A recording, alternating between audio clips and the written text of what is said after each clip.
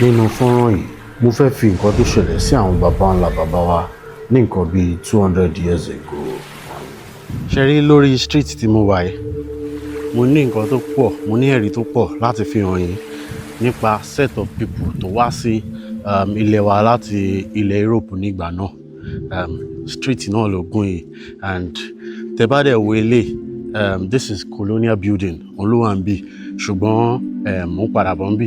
Ẹ jẹ́ kí n kọ́kọ́ lọ bẹ̀rẹ̀ láti fún yín láti ibi tí ó wúlò. Mo fẹ́ fi hàn yín pé different set of people, different set of Europeans, àwọn náà wá sí ilẹ̀ adúláwọ̀ ní ìgbà náà. Bí tí mo kọ́kọ́ fẹ́ ti bẹ̀rẹ̀, òun ni ẹ jẹ́ kí n bẹ̀rẹ̀ láti building tẹ́ ń wò níbẹ̀ yẹn. So ẹ jẹ́ ká lọ síbẹ̀. Kí ni building náà? Building náà ni mo lè pè ní the first story building, the first two-story building ní bí tí a mọ̀ sí orílẹ̀-èdè Nàìjíríà lé ní òun náà ni building náà. Kíní ẹ̀ náà lẹ̀ ń wò yẹn, ẹ jẹ́ ká lọ síbẹ̀. Nǹkan ẹyọ kan ṣoṣo náà ni mo gbé iṣẹ́ ìwádìí tẹ́ fẹ́ wò yìí lé lórí.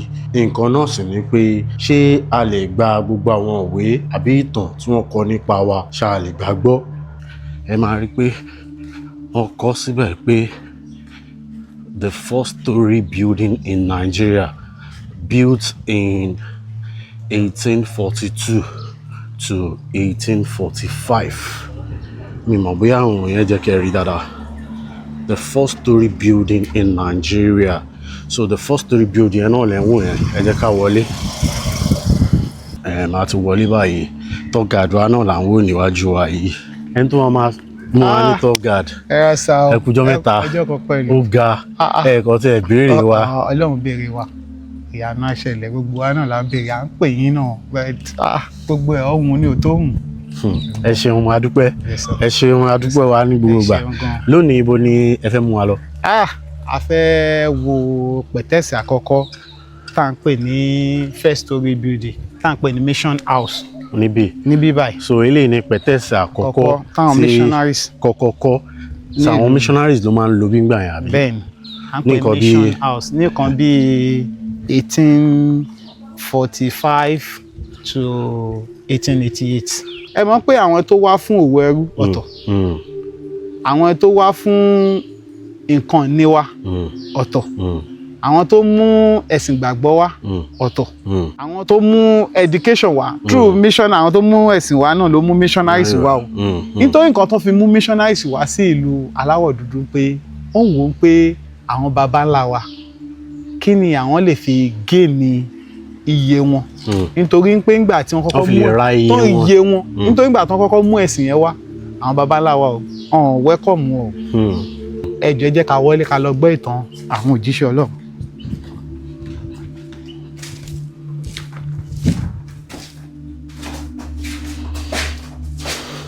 Ẹ wọnú pẹ̀tẹ́sì àkọ́kọ́ tí ẹ wà yìí. Nǹkan tí mo fi ń sọ̀rọ̀ ẹrú àti missionaries wọ́n jọ wá papọ̀ ni o. Ẹ jẹ́ ká máa jẹ́ kó máa yé wa o. Àwọn nínú àwọn missionaries mi wọ́n partner with slave dealer ní ilẹ̀ aláwọ̀ dúdú. Nítorí tẹ́ bá gbọ́ àwọn ṣọ́ọ̀ṣì kọ̀ọ̀kan, ẹrú ló kọ́ ṣọ́ọ̀ṣì wọn. Wọ́n máa ń lo ẹrú ní farm. Wọ́n fi lọ get àwọn bíi sugar cane, àwọn nǹkan ọ̀gbìn nígbà yẹn. Ẹ dẹ̀ mọ̀ pé àwọn British wọ́n máa ń tàn yàn ni, wọ́n máa fi ń gba nǹkan lọ́dún èèyàn. Ó yẹ pé àwọn black yìí náà ni a máa lò. Wọ́n ní ọmọ náà làwọn síná. Nígbà ìgbà tán dé sí ìlú yìí, àwọn baba ńlá wa wà ní gbogbo àyíká yìí. Wọ́n dẹ̀ ń wò ó pé ẹ wà. Wọ́n wò ó pé community, èèyàn kan ló ń control community yìí. According to bí a ṣe gbọ́ ìtàn nípa Badagry, a ní 8 quarters. Wọ́n dẹ̀ rí pé ẹni tó wà superior jù ní ìlú Badagry à ń pè ní Chief Mobi of Badagry, àti ní àwọn dealer tó ń ta ẹrú ní ilẹ̀ aláwọ̀. Ẹ jẹ́ ká sọ̀rọ̀ pa first story building. First story building, ìgbà tó ń lé foundation building wọ́n lé ẹ̀ ní 1842. Ẹ wo material yìí, òyìnbó ní amọ̀. Àwọn ẹrú náà ni wọ́n kó amọ̀ from Africa. Wọ́n lọ reproduce ẹ̀ ní ìlú wọn. Wọ́n mold as a bond bricks. It's a treated one. Wọ́n kó wá padà.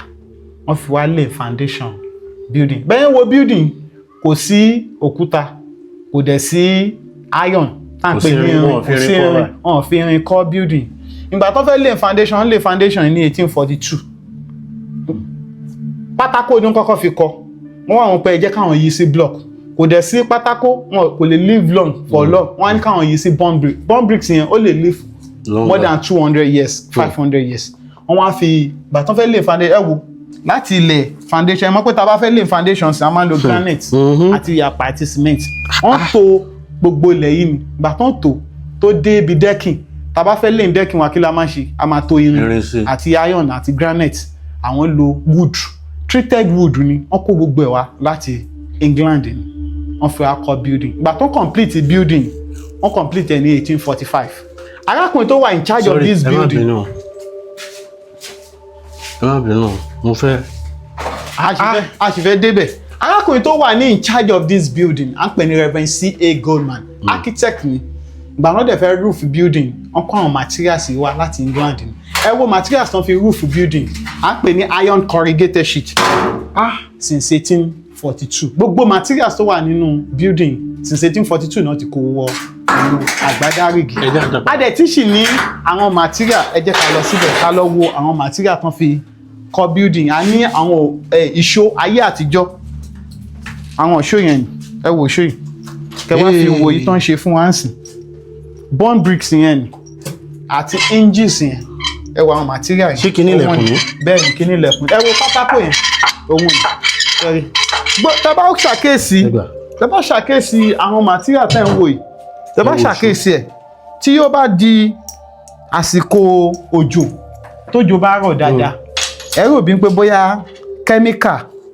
ni wọ́n fi polish àwọn materials ó máa dán gbogbo bond bricks tẹ́ rí tán fi kọ́ building ó ní nọ́mbà nígbà kan ibi báyìí side ibi báyìí side ibi kan bíi 2 3 ó yọ sí orí ẹ̀ ẹ mọ̀ pé báwọn èèyàn ṣe ń gun orí ẹ̀ á fẹsẹ̀ ṣe báyìí gbogbo materials tán fi kọ́ building ló ní nọ́mbà. mo rí orúkọ kan ní ìsìn tó jẹ́ bíi familiar name wọ́n pè ní Henry Townsend kí ni position Henry Townsend. position Henry Townsend òun ni reverend kejì tó wá láti CMS tó jẹ́ kí kérésìmesì àkọ́kọ́ kó dúró ní ìlú Nàìjíríà òun ló jẹ́ kí kérésìmesì kó wọ́n celebrate ẹ̀ ní Badagry. èwo leléyìí. nígbà yẹn mọ̀ pé mo sọ pé kì í ṣe nǹkan ẹ̀yọ̀kan làwọn missionaries ń wá fún nǹkan oríṣiríṣi. ilé wà lára nǹkan tó yẹ kí wọ́n wá síbi gangan ẹ ṣàlàyé. ṣẹ́rí ìgbà tán dé nínú gathering nínú ọgbà yìí ẹ mọ̀ pé mo sọ pé kò sí bí àwọn missionaries yẹn ti wá àwọn náà ní ẹrú tó ń lò ṣẹ́rí nǹkan àkọ́kọ́ tó ń kọ́kọ́ kọ́ kí ni wọ́n kọ́kọ́ kọ́. Church. The second one kọ́. Mission house. The third one kọ́. Kitchen. The fourth one. Schoolmaster dwelling. The fifth one. Boarding school. And the sixth. Labor dwelling. And 7. Well. Interpreter's house. And 9. Watchman's dwelling. And the 10. Shield and carpenter shop. And 11. Widow's shelter. 12. Street. That's Mission Street. We have Mission Street in Badagry here. Mo máa fi hàn yín Mission Street lẹ́yìn ẹ̀yìn compound. Mission Street. Okay. And the 13. Vegetable garden. The 14. Rice garden. And the last one. Stable. Tẹ́lẹ̀. Ṣé àwọn missionaries tó mẹ́sìn gbàgbọ́ àwọn ló ń plant àwọn kìíní? Àwọn wo ló ṣe? Àwọn èèyàn wa náà. Àwọn èèyàn wa àwa black náà la. So £325 náà fi kọ́. náà fi kọ́ building tẹ́ ń wò yìí. £325. ẹni tó dẹ̀ document ẹ̀ ni Reverend Goldman òun ló wà in charge of this building. tó tí Bishop Samuel Ajayi Crowther máa ń kó àwọn Bible sí ẹ mọ̀ pé inú rúùmù ẹ̀ ni bíbá ló máa ń kọ́ àwọn Bible. ó wá tó di pé mo tẹ̀síwájú mo fẹ́ kẹ́ ẹ mọ̀ pé òwò ẹrú kì í ṣe òwò kìrìsìtẹ́nì nìkan bí kò ṣe òwò tí gbogbo ẹ̀sìn tó wà lórílẹ̀‐èdè Nàìjíríà lọ́wọ́lọ́wọ́ báyìí tí wọ́n kópa nínú rẹ̀. ìbéèrè tó wá wà bẹ́ẹ̀ ni pé ṣé a wá lè gba àwọn nǹkan tí àwọn missionaries yìí tí wọ́n kọ nípa ìtàn wa ṣáà lè gbàgbọ́ lóde òní. mo dẹ̀ fẹ́ sọ fún yín pé bẹ́ẹ̀ ni a lè gbàgbọ́ ṣùgbọ́n pààtì tí ó bá ti lòdì sí nǹkan tó jẹ́ nǹkan tí wọ́n wá ṣe ó ṣeé ṣe kó jẹ́ pé irọ́ ló pọ̀ ń jẹ. My name is Olatobiloba. So, Brazilian Barakun la máa ń pè. Ṣé fẹ́ gbọ́ Yorùbá mi? Gbàgbọ́ Ọlọ́run, ọgbọ́n díẹ̀ díẹ̀. Sọ Yorùbá fún wa. Okay, so ẹ káàbọ̀ sí agboolé yìí. Brazilian Barakun la máa ń pè gẹ́gẹ́ bẹ́ẹ̀ sọ ní ẹ̀kan. So ìtumọ̀ Barakun òun ni Portuguese word meaning a slave cell, or you can call it a slave store. So nígbà tó ń ṣòwò orí yẹn, yàrá 40 ló wà ní compound yìí, and in each of the rooms, ẹrú 40 ló máa ń kó síbẹ̀. Sínú yàrá 40. Yes, so the back of 40. That's about 60. 1,600. Yes. Wọ́n máa ń wà ní àdínkù. Yes. No máa ń wà ní compound just for 3 months. Torí bó ti máa ń take one just about 3 months kó tó di pé ó kó wọn lọ. So torí arrival boat yẹn ni máa ń store wọn síbí báyìí. Ìwé kí bóòtù mi tó dé. Yes. Yes. So this is the cenotaph of the man that owns this compound. Sọ Yorùbá ẹ má bẹ̀rù. Okay, àwòrán ẹni tó ní agboolé ìlélẹ̀. Orúkọ tí ìyá àti bàbá ẹ̀ sọ wọn ni Ifárẹ̀mílẹ́kún. Ifárẹ̀mílẹ́kún means like oracle wipe away my tears. So ẹrú lòun náà kóun náà tó du olówó ẹrú. So he was captured. Wọ́n mú gẹ́gẹ́ bí ẹrú láti ọmọ ọdún 6. Wọ́n ti mú gẹ́gẹ́ bí ẹrú.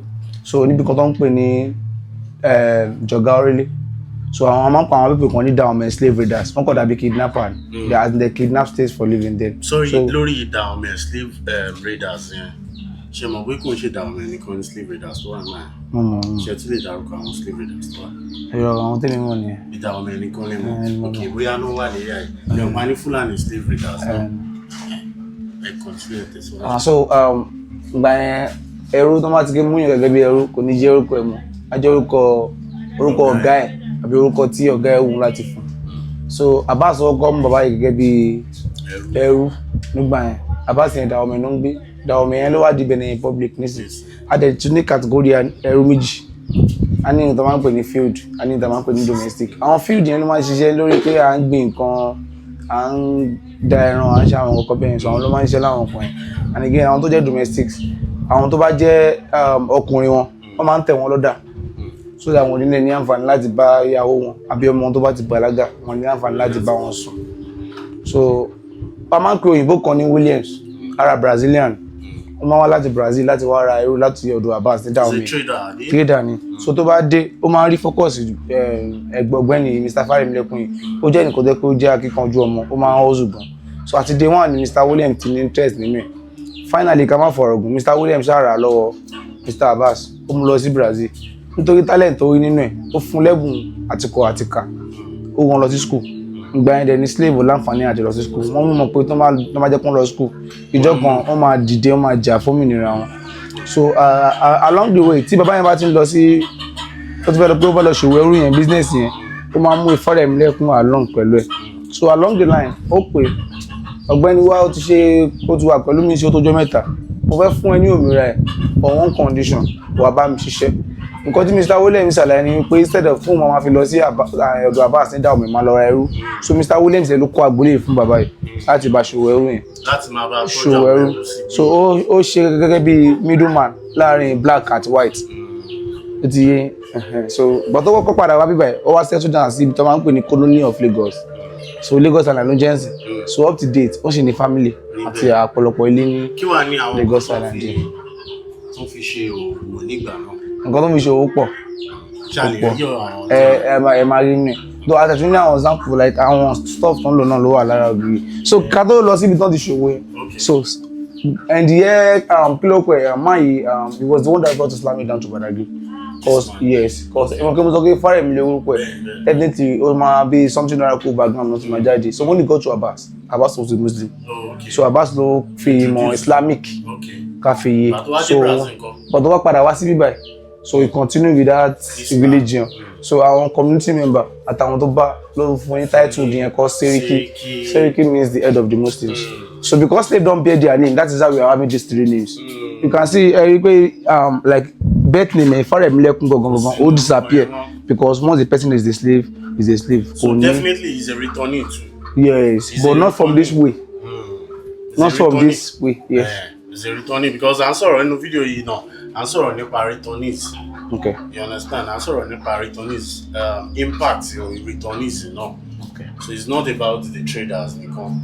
I'm sorry nípa Europeans and people tó padà wá through slave trade. Àwọn náà ni nǹkan tá à ń sọ̀rọ̀ nípa. So orúkọ bàbá gangan ti parẹ́. Ó ti parẹ́. This is the religious name. The title given to him here, Badagry. So the second master, the Williams, the white men that built the compound for and him. the first master, Abbas. So definitely orúkọ méjèèjì wà lára bàbá. Wọ́n ti engrave síbi kan. So ìdí tí a máa fi pè é by the Brazilian Barackun was because 85% ẹrú tó jáde kó ní compound yìí destination wọn Brazil normal NDSC because wọ́n bàyẹn tó ní compound yìí ara Brazilian ló bá ṣiṣẹ́. I get point me. So ẹ béèrè question kan lẹ́kan nípa ara àwọn ẹrù tó ń mú wá tó ń wá fi ṣòwò ẹrú. So àwọn items yẹn lélẹ̀. So ní máa rí like a ní like few nínú wọn tó ṣì wà surviving. Ẹ jẹ́ ká rí àwọn yẹn lọ. Láti ṣe gbogbo ìgbà ìtẹ́lẹ̀. Okay, let's go inside. Actually, mo fẹ́ káwọn èèyàn mọ̀ pé the world trade is not about slaves only. Ara àwọn nǹkan tí wọ́n kọ́ trade ní obì. Ara àwọn nǹkan tí wọ́n kọ́ trade ní early stage. Tusk, eyín erin, àwọn nǹkan bẹ́ẹ̀ náà kọ́ trade. Then later ló ṣe wá di slave náà wà lára nǹkan tí. Nǹkan tó ṣẹlẹ̀ mẹ́rin ni pé like gbàtàwọn ìwé yẹn dé wọ́n rí pé à ń lack àwọn items kọ̀ọ̀kan. So ní wọ́n ti rí pé àwọn ó yẹ káwọn sọ pé káwọn mú wá in exchange for owó yẹn. Nítorí then yẹn nígbà yẹn àwọn owó tá à ń ná was cowrie shells, àwọn máa ń pè ní owó ẹyọ, was manila, was tobacco, was yálà salt. Àwọn items tàbí ṣòwò nìyẹn. Àwọn ìbò yẹn ló wá sọ fún wa pé àwọn owó tá à ń ná yẹn kò ní value lọ́dọ̀ táwọn, that the money is meaningless. So àwọn ìbò yẹn ló wá introduce a trade called trade by barter. Nǹkan tí mo ní máa fún yín máa fi gbà nǹkan tèmi ò ní. Tó máa mú umbrella ẹ̀kan wá máa fi gba ẹrú 40. Pẹ̀lú umbrella ẹ̀kan. Àṣì ni ó wà second museum there. Máa débẹ̀ máa show yín. Like àwo ìjẹun máa fi gba ẹrú 10. There's what we call cannon gun. Ìbọn ṣakabula. Like ẹ máa bọ̀. Ilé tó bá wà bẹ́ẹ̀. Okay. So I'm like item ilé yìí sábà pè ní ceramic bowl. Yorùbá ń pè ní àwo ìjẹun. So you have to bring one of these items. Come and fi gba ẹrú 10 lọ. And we having 5 here. Definitely. Ẹrú 10 fún ilé ẹ̀yọ̀kan. So àdẹ̀ni márùn-ún bíbá. So this is standing for 50 good human being. And this is the money called cowrie shells. Tá máa ń pè ní owó ẹyọ. Táwọn ìbọn sọ pé kò ní value kan tó di pé owó trade by barter. So nǹkan tó yẹ kí yàrá yẹn jẹ́ méjì ni wípé mo pé 40 ni mo sọ. Agreement kan wà láàrin àwọn descendants àti government pé kó tọ́jú yàrá méjì nínú 40 yẹn. So òun ló yẹ ká first one second one láwàá yìí. So and again ní àwọn bòmí it is both female and male, ọkùnrin àti obìnrin náà máa ń kó pọ̀ sínú yàrá kan. But maybe because of the experience tí Fárẹ̀mílẹ́kùn ti ní in this compound he has to separate them. So that first cell is for the male, so this is for the female. So nínú yàrá yìí ni èèyàn 40 máa wà. So first room yìí a máa ń pè ní inspector room ní Yorùbá máa ń pè ní yàrá àyẹ̀wò. Because we have category of slaves, we have some people called rejected slaves. So yẹ kí wọ́n pé kò kojú òṣùwọ̀n. So máa wá àwọn tó wá ẹ̀dì tán ọ̀gá ọ̀lẹ́ yìí kò sí àfitẹ́lọ́ bá gba ẹ̀mí they have the strength. So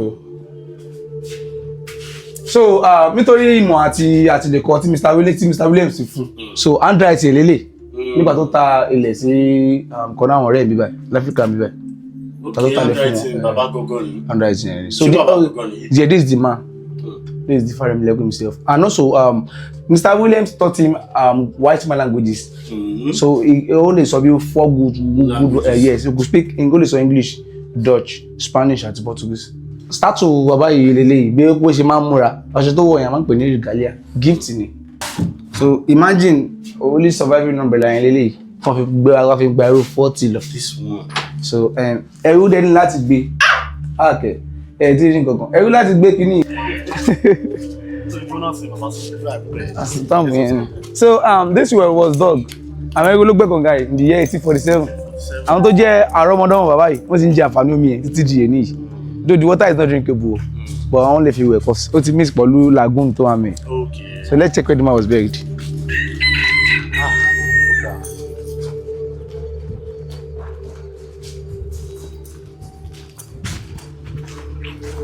The last time tí mo wá síbí.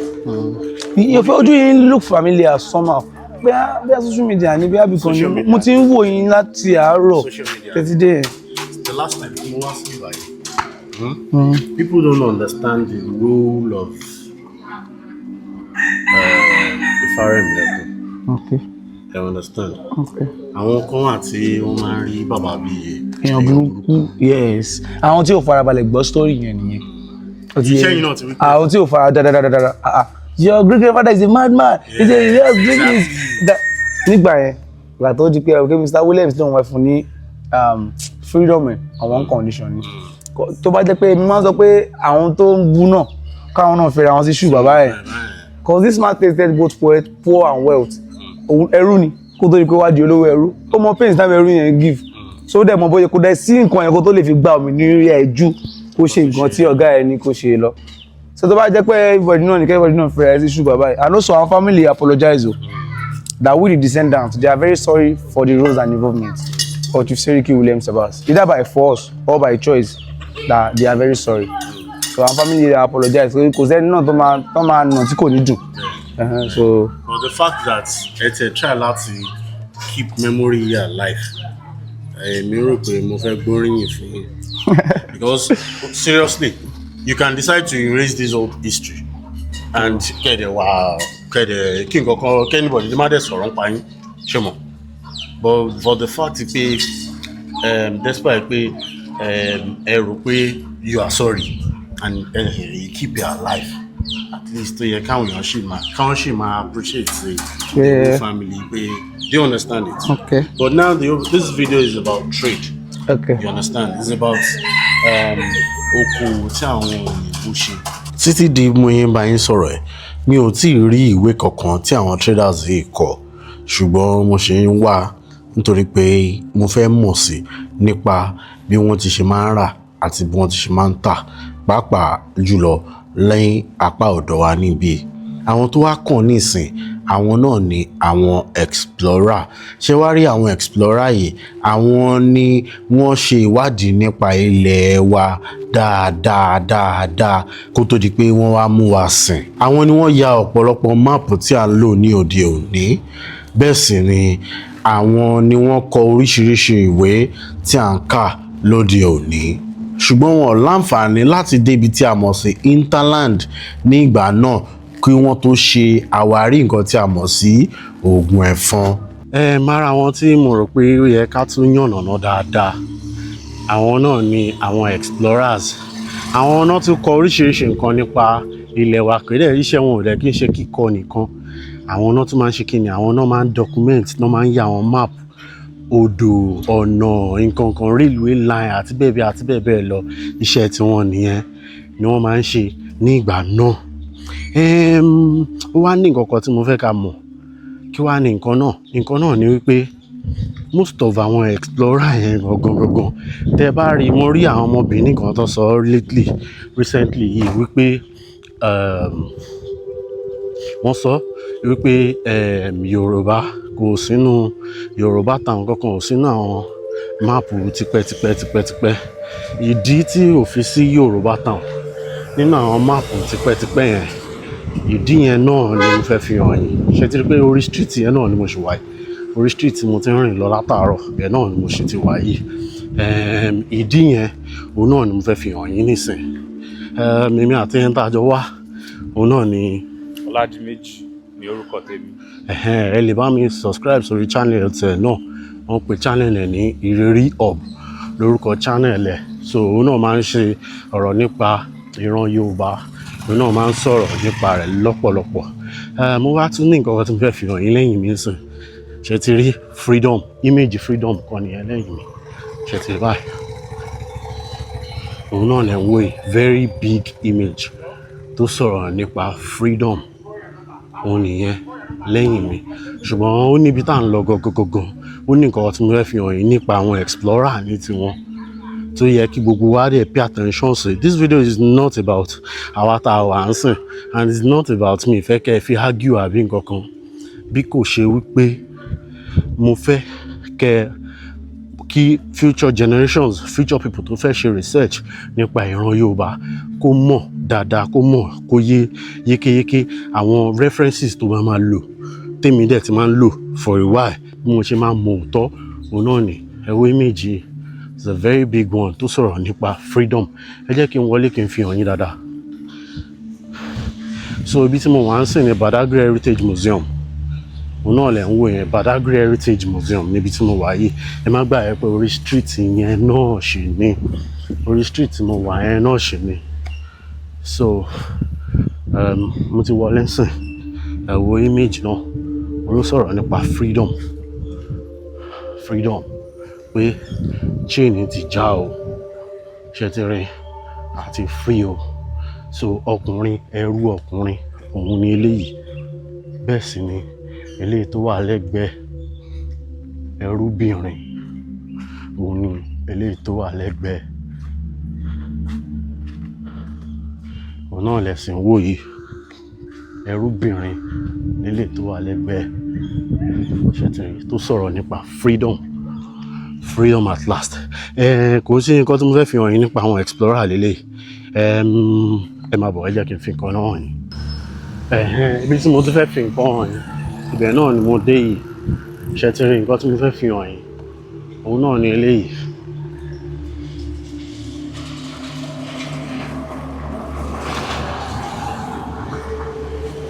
Òun náà ni eléyìí. Wọ́n ní first Christian cemetery in Nigeria. Wọ́n sì kọ oríṣiríṣi nǹkan kan tẹ́ pé mi náà rí bóyá ti máa délé máa farabalẹ̀ wo àwọn nǹkan tí wọ́n kọ dáadáa síbẹ̀. But mo rí níparí ẹ̀ wọ́n kọ pé in the most of slavery, freedom in the most of slavery. So cemetery òun náà ni eléyìí. Òun náà ni eléyìí. Ibẹ̀ náà la wà yìí. Ẹni tó sì mú mi wá síbí báyìí. Ẹ wá ẹ̀gbọ́n. So cemetery yẹn lélẹ̀ báyà bí? Bẹ́ẹ̀ni. Ibà yẹn ni à ń pè ní Early Missionary Cemetery. Early Missionary Cemetery. Àwọn òjíṣẹ́ Ọlọ́run tó mú ẹ̀sìn wá fún wa. Tó kú síbí. Tó kú síbí àwọn òyìnbó. Àwọn náà sin síbí báyìí. Tó yẹ pé but ìyàwó ẹni tó kọ́kọ́ sin síbí báyìí tó jẹ́ missionary Reverend C.A. Goldman. Àti ìyàwó ẹ̀ kú bíbá iná sí sí. Goldman ni ó kọ́ building yẹn. The man tí ó kọ́ first story building in Nigeria. Okay. Náà kọ́kọ́ sin síbí yìí. Ṣé ti rí báyìí? Kí ni mo gbìyànjú àti sọ nípa àwọn explorer? Ó ní pé most of them wọ́n kú sí ibi báyìí. Ibi tí most of them máa ń wà nígbà yẹn, ó ní agbami ni wọ́n máa ń wà nígbà yẹn. Torí pé kí ni wọ́n wà immune to malaria. Wọ́n wà immune to malaria nígbà náà and some other diseases. Tó máa ṣe dé tẹ́fọn bá ti jẹ wọ́n máa ń kú ni. So the only time tó di pé òyìnbó bẹ̀rẹ̀ sí ní wá sí mainland, òyìnbó tó ń bẹ̀rẹ̀ sí ní wá sí mainland, àwọn bíi Ọ̀yọ́, Ìbàdàn, Abẹ́òkúta, nǹkan kan. Early 18th century, early 19th century làwọn òyìnbó bẹ̀rẹ̀ sí ní wá sáwọn ibi tá a dárúkọ yẹn. Torí pé kí ni nígbà yẹn wọ́n wà immune sí diseases àbí malaria. Tí nǹkan kan bá ti jẹ wọ́n kínkín báyìí wọ́n máa kú ni. And ibi tó dẹ̀ máa ń sin wọ́n sí òun náà lẹ̀ ń wò yìí. So most of the explorer tó wà ní 18th century wọ́n wọ mainland. Ibi tó máa ń wà lórí omi náà ti máa ń rán àwa ara wa ní wọ́n á ti béèrè àwọn yẹn ló kàn máa ń sọ nǹkan fún wọn. Òun náà fi máa ń kọ àwọn nǹkan kan. Few of them ló wọlé. Àwọn tó dẹ̀ wọlé yẹn most of them kú ni and cemetery wọn òun náà níbi tí ẹ wà yìí. Ṣé ti understand nǹkan tí mo ń sọ báyìí? So most of the explorer gangan wọlé until ìgbà táwọn Clapperton dé tí solutions malaria wá bẹ̀rẹ̀ látara ewé tí a mọ̀ sí quinine ni wọ́n kọ́ egbògi tí wọ́n kọ́ discover nígbà yẹn wọ́n ń pè ní quinine. So ìgbà tí wọ́n discover quinine yẹn láti Ecuador, South America ṣá ni wọ́n ti discover egbògi náà. Egbògi náà wọ́n á fi ṣe anti-malaria tablet ní ìgbà náà. So ìgbà tí egbògi yẹn wá dé tán ti wá rí anti-malaria tablet yẹn, òun náà ṣẹ̀ wá ń wọlé, wọ́n á ṣẹ̀ lọ́gbá, wọ́n ṣẹ̀ ń lo àwo. Òun ló jẹ́ kí Clapperton tó jẹ́ bí explorer, òun ló jẹ́ kó ráyè explore ilẹ̀ wa nílé tó dé sí Badagry mo rí pàṣẹ rẹ̀ ní slave market, mi lè dé slave market lénìí, ó ti rẹ̀ mí. So torí ibi tí mo ṣe ń lọ ó sì pọ̀, mi lè dé. So mo ló jẹ́ kó ráyè explore gbogbo àwọn ọbẹ̀ yẹn tí tó fi dọ́yọ̀ Ọ̀yọ́ nígbà náà. Ìgbà tó kúrò lọ́yọ́ ló ṣẹ̀ wá lọ sí Sokoto, and Hillary Patton tá à ń sọ náà Sokoto lọ́run náà kú sí, despite pé solution ti wà sí malaria. Ẹ wo, ẹ jẹ́ ká lọ bí tó kàn. Eléyìí tó kàn òun náà ni àwọn colonial master. Ẹ má gbàgbé pé ọ̀pọ̀lọpọ̀ èèyàn máa ń rò pé torí pé a ti ṣe slave trade nǹkan kan bẹ́ẹ̀ pé látìgbà náà ni àwọn òyìnbó amúnisìn ni wọ́n ti ń darí wa lórílẹ̀‐èdè Nàìjíríà tá a mọ̀ sí orílẹ̀‐èdè Nàìjíríà lónìí. Ṣùgbọ́n mo fẹ́ fi àkókò ìsọfún pé kò rí bẹ́ẹ̀ rárá. Colonization, official colonization bẹ̀rẹ̀ láti 1914. Ongogon official colonization bẹ̀rẹ̀ látàgbà tí wọ́n ti sign oríṣiríṣi treaty, táwọn ọba wa ti sign oríṣiríṣi treaty nílé tó kọ́kọ́ bẹ̀rẹ̀ láti 1861 nígbà tí wọ́n kọ́ annex Lagos, ọba Kòsọ́kọ́ lẹ́kọ̀ọ́. So building tó wà lẹ́yìn mi yìí ṣe ti rí báyìí, building àwọn colonial master ní ìgbà náà ní eléyìí. Irú building méjì ló wà ní Nàìjíríà, ó dà pé ọ̀kan níbí then ọ̀kan ní Lọ́kọjá or something ní irú àwọn buildings tó wà. And àwọn colonial masters, àwọn náà ni set of European, àwọn yìí gangan lọ́ṣẹ̀ wàá gbàṣàkóso ilẹ̀ wa. And lára àwọn colonial master tó wà nígbà náà ni Lord Lugard àti àwọn èèyàn ẹ̀. So ibi tí wọ́n ti kọ́kọ́ bẹ̀rẹ̀ sí ní ṣe ètò ìjọba òun leléyìí. So ara àwọn iṣẹ́ tí wọ́n fi bíbá yìí ṣe òun ni pé wọ́n sign àti bí náà ti máa ń lọ sign treaty pẹ̀lú àwọn ọba aládé wa. Hello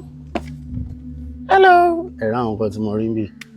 So àti bí beautiful, àti bí náà ti máa ń lọ sign treaty pẹ̀lú àwọn ọba aládé wa, àti bí wọ́n ti bẹ̀rẹ̀ sí ní enforce British laws lórí wa, àti bí wọ́n ti bẹ̀rẹ̀ sí ní ṣe àwọn ètò ìjọba nílẹ̀ wa. Ṣètìlẹ̀ inú bẹ̀ náà nìyí.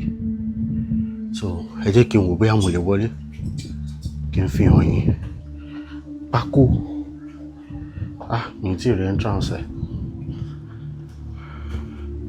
Okay, mo ti rí entrance ẹ̀. So káwọn pákó yìí má lọ yẹ̀ o. Mo rí ìwé kan nínú bí.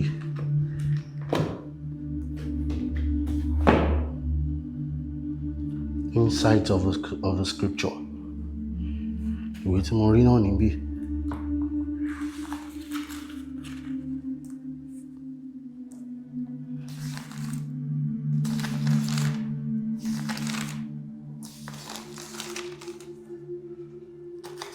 Insight of the scripture.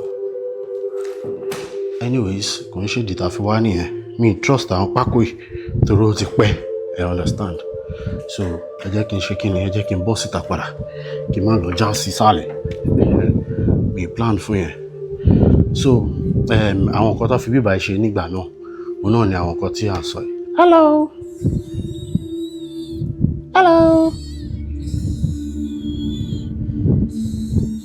Beautiful.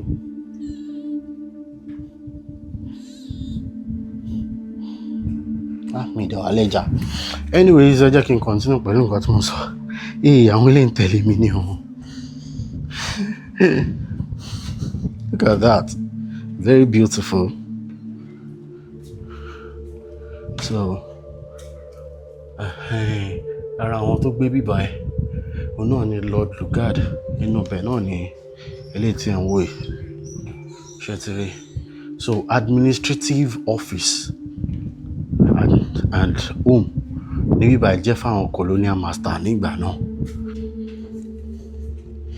Mo lérò pé mo ti ṣàlàyé bí dáadáa. Ibi ni wọ́n ti bẹ̀rẹ̀ sí ní enforce British law àti taxation lé àwa Yorùbá láti bẹ̀rẹ̀ sí enforce lé wa lórí, pàápàá jùlọ ìgbà tí Nàìjíríà di orílẹ̀-èdè. Ara àwọn nǹkan tí mo rò pé wọ́n plan bí ni bí àwọn ọba wa ṣe máa sign treaty and other things. Mo rò pé wọ́n plan níbí. Ẹ jẹ́ kí n wo ìsàlẹ̀ yẹn ò ṣáà lè dálù.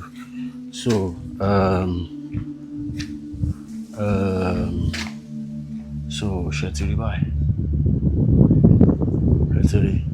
ṣe ti rí pé colonial era building ní structure yẹn òun náà ní nǹkan tẹ́ ń wọ̀ yẹn. So bí bíbá yìí ṣe rí òun náà ní nǹkan tẹ́ ń wọ̀ yẹn. Ṣe ti rí báyìí. Eléyìí wá ní àwọn Europeans tó kẹ́yìn tí mo rò pé wọ́n wá sórí ilẹ̀ wa. Mo á lérò pé mo ti yànnàná ẹ̀ dáadáa fún yín, ṣùgbọ́n kó wá tó di pé mo dánu dúró, mo mọ̀ pé gbogbo àwọn òyìnbó tán wá síbí gbogbo wọn ṣiṣẹ́ fúnra wọn ni. Ẹ jẹ́ kí n ṣàlàyé ẹ̀ fún yín. Àwọn tó kọ́kọ́ wá bí traders ni wọ́n. Àwọn náà kọ́kọ́ bẹ̀rẹ̀ sí ní bá wa trade, wọ́n kọ́kọ́ bá wa bẹ̀rẹ̀ sí ní ṣe okòwò ìdúnàdúrà nílànà pàṣípààrọ̀. Òun náà ni wọ́n kọ́kọ́ bẹ̀rẹ̀ kó tó di pé àwọn missionaries dé. Nígbà táwọn missionaries dé, wọ́n gba belief wa, wọ́n gbà kúrò lọ́wọ́ wa. So ìgbà tó gba belief wa kúrò lọ́wọ́ wa, a ríra wa bí ẹni tó lágbára àbí tó lákínkanjú mọ́. Báwo náà dẹ̀ ṣe gba ọ̀nà tó fi gba belief wa pọ̀ gan. Ara àwọn ọ̀nà tó fi gba belief wa ni pé wọ́n mú ẹ̀sìn ìgbàgbọ́ wá. Ó wà lára àwọn tó fi gba belief wa. A bẹ̀rẹ̀ sí bára wa jà. Bóyá àwọn náà ṣokùnfà bá ṣe bẹ̀rẹ̀ sí bára wa jà, bóyá àwọn kọ́, kò sẹ́ni tó mọ eléyìí.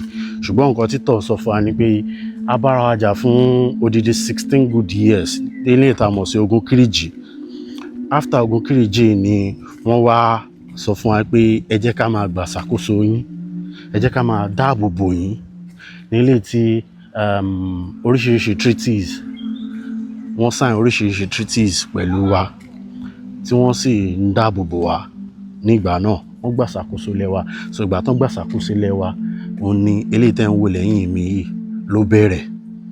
Ṣé ti yín báyìí? So ìgbà tí eléyìí bẹ̀rẹ̀, òun ni wọ́n fi wá colonize wa, wọ́n ṣe wá mú wa, a ṣe wá bọ́ sábẹ́ wọn gangan. Ẹ jẹ́ ká padà sí inú nǹkan tó gbé mi wá gangan pé ṣé àwọn òwe tí àwọn people wa kọ ṣó yẹ ká máa lò láti máa fi mọ ìtàn wa àbí kò yẹ. Ẹ káàsán sá o. Ẹ káàsán. Yes sir. Ẹ káàbọ̀. Yes sir. Orúkọ mi ni Bunmi Adetona láti Abínibí. Abínibí, wow. Abínibí, orúkọ ńlá ni o, orúkọ yẹn tóbi. Ẹ ṣé sá. Remi. Ẹ̀yin lẹ máa take wa lé ní àbí ẹ jẹ́ ká. Àwọn tí mo wá bí, òun náà ni àwọn tó abolish slave trade nílé tí a mọ̀ sí àwọn tó dá òwò ẹrú dúró. So níbo la ti máa bẹ̀rẹ̀ lé ní sà? Ẹ wo bàbá tán sisi bíbá à ń pè ní Chief Sumbu Mobi. Bàbá yẹn kú ní October 16, 1893.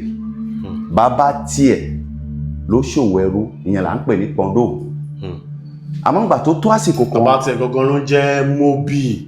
Bẹ́ẹ̀ náà wọ́n ń pè bẹ́ẹ̀ ni, ló ń pè ní Mobi jẹ́ ẹ̀. Òun ìgbà tí ó tó sọ́wà kan àti 1807. Àwọn British yẹn wọ́n ní ẹ jẹ́ ká dá òwò ẹrú kan, òwò ẹrú tá dá sílẹ̀ a gbọ́dọ̀ dá dúró because wọ́n ti rí pé àwọn ẹrú ti ń jà, wọ́n ti ń ṣe mọ̀ revolt ti ń lọ àwọn gan ti wá wò pé àwọn ti láwọn irinṣẹ́ tó lè máa ṣiṣẹ́ táwọn èèyàn máa ṣe ṣẹ́jọ́ndà ẹ jẹ́ ká dá òwò ẹrú. Wọ́n á bẹ̀rẹ̀ sí ń kéde káàkiri gbogbo àgbáyé pé owó tá bẹ̀rẹ̀ yìí o a fẹ́ dá dúró. Bàbá ta sin síbí òun ló jókòó ti àwọn British ní March 1852 láti sign treaty láti tọwọ́ bọ̀wé pé ní ìlú Àgbádárìgì yìí o àwa náà àṣòwò ẹrú mọ́ àdáwò ẹrú ìdúró. Ìgbà tó ṣe aláìsí ibi tí àwọn ẹbí sin bàbá náà sí lélẹ̀. Now treaty ìgbà tó fi sign treaty pé kán dáwò pẹ̀lú dúró pẹ̀lú àwọn British tí mo sọ pé ọ̀gbẹ́ni tán sin síbí ó wà láwọn tó jókòó tẹ́ bá wò àwọn ni Chief Mobi àtó tó wà lọ́dẹ̀. Then mo sọ wí Badagry ní 8 quarters gbogbo 4 quarters ẹ̀hún náà ló wà 8 quarters ló wà níbí báyìí. Ẹ ti rí Akran, Agoloto, Ọ̀ṣù, Fìyìntàn, Wàwú, Bàlá, Jẹ̀gẹ́ and Mobi. Now mo fẹ́ sọ pé nǹkan tí mo wá síbí gangan tí mo wá sínú museum mi gangan lénìí. Okay. Òun náà lẹ fi hàn mí yìí. Okay, wow. Torí pé mo fẹ́ ká sọ̀rọ̀ nípa set of àwọn òyìnbó tó wá síbí. Mo dẹ̀ mọ̀ pé set kan làwọn eléyìí. Àwọn tó wá orúkọ ẹ mọ̀ pé orúkọ ẹ̀ His Excellency kíní kan àwọn ilé báyìí gbogbo àwọn ilé. Ṣe mọ̀ pé àwọn tó wá gbé àwọn tó wá àwọn Britain wọ́n wá àwọn German. Mi ò sọ̀rọ̀ country nsìn. Mo sọ̀rọ̀ as a profession. Àwọn tí tó wá. Like ní Badagry we have the traders. Oye yín. Mo rí kí lorúkọ ẹ̀ Brazilian Barraconas. Àwọn trade house. You understand? Mo rí Brazilian Barraconas as a trade house. Mo rí White House 2-story tó wà níbí as a missionary 4-story building. Missionary as a missionary tí àwọn set kan nìyẹn. Eléyìí tó wà lẹ́gbẹ̀ẹ́ colonialist. That's Lord Lugard House. Ó ti yẹ yín. So níbí báyìí irú Mobi ó yẹ yín ó wà lára àwọn tó abolish slave trade pẹ̀lú àwọn set of people yìí. Àwọn tó kọrúkọ wọn síbí. Bẹ́ẹ̀ni you are right. Ó ti yẹ yín náà. So iṣẹ́ gbogbo àwọn òyìnbó yẹn náà ọ̀tọ̀ọ̀tọ̀ ni. Ọ̀tọ̀ọ̀tọ̀ ni. Okay, now mission àwọn missionary is to preach the gospel. To enslave láti fi kó wa lẹ́rú náà ni. Ṣé wọ́n pé ẹ mọ̀ pé sọ̀rọ̀ nípa pé wọ́n lo ẹ̀sìn. So ṣé ní gbogbo kíní ẹ̀ náà wọ́n fi kó wa lẹ́rú ni. Ó ṣiṣẹ́ papọ̀ fúnra wọn mọ̀ nǹkan tó ń ṣe. Ó ṣiṣẹ́ papọ̀ ni. Yes, you are right. Ó ṣiṣẹ́ pé everything ṣiṣẹ́ papọ̀ ni. Bẹ́ẹ̀ni. But like the first set of nínú ìwádìí tèmi mo sọ fún yín sàn. The first set of traders. Tán kọ́kọ́ wá. They are companies. Company ni wọ́n kì í ṣe government owned company. The individual àwọn ara shares. Oye mi ṣe fún mo sọ fún individual àbí heads and companies tí mo sọ tán ṣe sí. They are companies. And Jesus of Lubeck. Yes. Later ni. And Mr. gbogbo ọbẹ̀ bẹ́ẹ̀ sí. Later ni government ṣe wà bẹ̀rẹ̀ sí ní. Then ibi tí ọ̀rọ̀ missionary ti wọlé. Ó ní pé that kí ló fà tí Jesus of Lubeck fi wá. Ó ní pé during àwọn ọgbà yẹn nǹkan tí mo wá ní pé mo rí pé church which is Pope. Ó ló máa ń fún wọn ní authority. Ló máa ń fún each kingdom like the United Kingdom and co. Ó ló máa ń fún wọn authority kan tó lè involve ara wọn slave trade. Ó sì yẹn báyìí. So ibẹ̀ mo ti rò pé ọ̀rọ̀ missionary ti wọlé. Àti pé okay o bóyá ara tactics wọn náà ni. Torí bẹ́ẹ̀ láti fi kún the Church of England they enslaved Africa. The Catholic they enslaved us as well. Ẹja náà òótọ́ lẹ sọ. So but èmi fẹ́ kí because a máa ń ka àwọn òwe táwọn èèpo ìkọ. This set of people bẹ́ẹ̀ni tí wọ́n kọ. So mo wá fẹ́ ká máa mọ nǹkan tó ń jẹ́ òótọ́ nínú ìwé kọ̀ọ̀kan ṣé mo pé bias dín wọ́n àánú ìwé wọn. Bẹ́ẹ̀ni ó gbọ́dọ̀ wà nítorí bẹ́ẹ̀ni. Now mi lè kàwé ẹni tó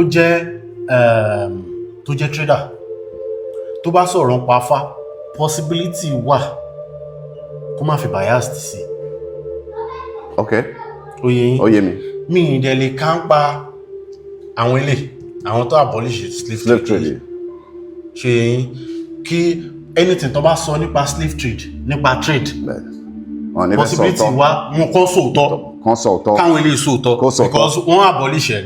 Bẹ́ẹ̀ni kán sòótọ́ bẹ́ẹ̀ni. Possibility wà káwọn ilé sòótọ́. Bẹ́ẹ̀ni. Now missionaries mi ní expect kí missionaries sọ nǹkan tó dáa nípa Ifá.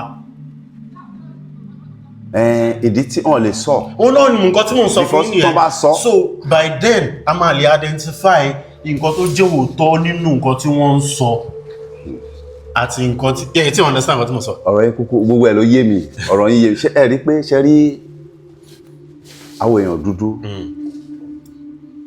amọ̀ra wa àtúmọ̀ ara wa ìdí tí mo fi lo èdè méjì yẹn ṣe rí àwọn bàbá ìgbà yẹn wọ́n mọ̀ra torí àwọn kan takò wọ́n gbà tán dé pé irọ́sẹ́ irọ́ kìíní ìbẹ́ ẹ̀kọ́ ló máa kí ni àwọn bàbá fi ń rìnrìn àjò láyé ìgbà yẹn Ifá kò sí nǹkan tá a ṣe nílé ayé yìí a gbọ́dọ̀ lo Ifá tọ́ máa bímọ Ifá ni tá bá fẹ́ lọ ja ogun Ifá ló máa ṣàtọ̀nà a fẹ́ sọmọ lórúkọ ni a fẹ́ gbéyàwó a fẹ́ sílé a fẹ́ ṣe gbogbo nǹkan a gbọ́dọ̀ sọ fún Ifá ló máa sọ gbókè ó yá ẹgbẹ́ra so àwọn wò pé ṣe rí mo kọ́kọ́ sọ kinní kan fún yín mo sọ̀rọ̀ kan gbà tí mo kọ́ bẹ̀rẹ̀ fún yín pé tẹ́ bá rántí pé mo ní àwọn èèyàn dúdú ara wa lọ́n ti jáde we are gods. àwọn tí wàá kẹ́yìn àwọn náà ni slave returnees ṣùgbọ́n ẹ jẹ́ ká kọ́ sọ̀rọ̀ nípa eléyìí tó popular jù nínú àwọn slave returnees tí a mọ̀ sí Samuel Ajayi Crowther. ẹ wo inú yàrá tẹ́ wà yìí gbogbo èèyàn máa ń sọ pé ṣé Ajayi Crowther jẹ́ ọmọ bíbí Badagry èmi máa ń sọ fún wọn màá ní kì í ṣe ọmọ Badagry o ọmọ Ìsẹ́yìn ní Ọ̀ṣun Ògùn ni according to history tí mo gbọ́ wọ́n nígbà tán capture family Ajayi Crowther wọ́n ní àwọn Fúlàní X-man àwọn ló capture ẹ mọ̀ pé nígbà yẹn wọ́n ní nínú ìwé ìtàn tí àwọn èèyàn kà ní ìtàn first story building ìtàn Missionaries ó gùn kò ní parí ìmọ̀ oríṣiríṣi máa ń jáde wọ́n ní abẹ́ igi kan ló so mọ́ ní Ìsẹ́yìn ní Ọ̀ṣun Ògùn ìgbà tán dẹ̀ ra Ajayi Crowther wọ́n mú lọ sí òkè òkun ìgbà tán mú lọ ìgbà yẹn ti ń stop owó ẹrú láwọn British country nígbà yẹn wọ́n dàbàtà ọkọ̀ wọn lọ sí Freetown ní Sierra Leone ibẹ̀ náà já wọn sí ibẹ̀ ni àwọn masters ẹ̀ that's kíní Crowther ó wọ́n pé ọmọdé yìí òun ní interest nínú ẹ̀ òun lè rán ọmọdé yìí lọ sí school kó mọ̀ ọkọ̀ kó mọ̀ ọkà first school tí arákùnrin yẹn kọ́kọ́ attend tá à ń pè ní Furabi College ó establish ní 1827 ìgbà tó ṣetán ní school yìí ó ní láti further mọ̀ ó lọ sí theology school ó mọ̀ ìmọ̀ lórí missionaries ní pé báyìí ni ó ṣe ń lọ báyìí ni ó ṣe ń lọ ìgbà tí arákùnrin yìí padà wá sí ìlú yìí ó ṣiṣẹ́ lọ́ndà arákùnrin kan tá à ń pè ní Reverend Henry Townsend láti CMS ó stand as interpreter òun ló máa ń tẹ̀lé kiri wọ́n mọ̀ pé òyìnbó ò lè dédé wọnú ìlú wa ẹ jẹ́ ká ti ọmọ wọn síwájú òun ló máa bá wọn sọ̀rọ̀ káwọn tó wá bá wọn ó ti ń bá wọn sọ̀rọ̀ àwọn èèyàn ti ń welcome pé àwọn ọmọ wa náà ni ẹ jẹ́ ká gbà wọlé ìgbà tó dẹ̀ dé ìlú yìí ó wo environment Badagry ẹ mọ̀ pé Badagry àti Benin Republic Dahomey àjọ wà papọ̀ ni èdè kan náà lájọ ń sọ èdè Ògùn language lájọ ń sọ ní ìlú Badagry gbogbo àwọn tó tẹ̀dó sí Badagry wọ́n wá láti Italand àwọn míì wá láti Ọ̀yọ́ àwọn baba ńlá wọn Ọ̀ṣun Èkìtì Oǹdó nǹkan tó gbé wọn wá sí ìlú Badagry òwò ẹrú ni o baba ńlá wọn ṣe òwò wá ni wọ́n wá rí pé Badagry tù wọ́n lára ẹ jẹ́ káwọn settle down pẹ̀lú àwọn ìyàwó àtọmọ èmi inú wọn tẹ́ bá máa bèrè story wọn pé ìlú òun náà ti wá èmi máa ní àtọ̀ṣun ṣé baba ńlá yín kó yín dé Ọ̀ṣun rí á ní àwọn ò mọ́lé mọ́ Badagry ni wọ́n dá ọkọ̀ fún àwọn arákùnrin wọ́n pé a máa fi ìmọ̀ fi kọ́ ìmọ̀ ni òun ní ìmọ̀ láti translate English Bible sí Yorùbá ó jókòó nínú building tẹ́ ń wò yìí ó translate English Bible into Yorùbá ṣé yàrá wọn gangan ni yàrá ẹ̀ gangan ni kì í ṣe only Yorùbá Bible ló translate ó translate Anglican Common Prayer and the Igbo Bible. ṣó wá yẹ ká gbọ́kànlé àwọn ìtàn tí àwọn òyìnbó yìí kọ mo dẹ̀ fẹ́ sọ fún yín pé àwọn tí èmi rò pé ó ṣeé ṣe kíwé wọn má ní bias rárá nínú òun náà ni àwọn explorer kìí ṣe àwa làwọn méjèèjì kọ ìwé wọn fún wọn kọ fún àwọn ọ̀gá wọn tó rán wọn wá ni ṣùgbọ́n ẹ jẹ́ kí n mọ nǹkan tẹ́yin bá rò nípa fídíò yìí ẹ ṣeun.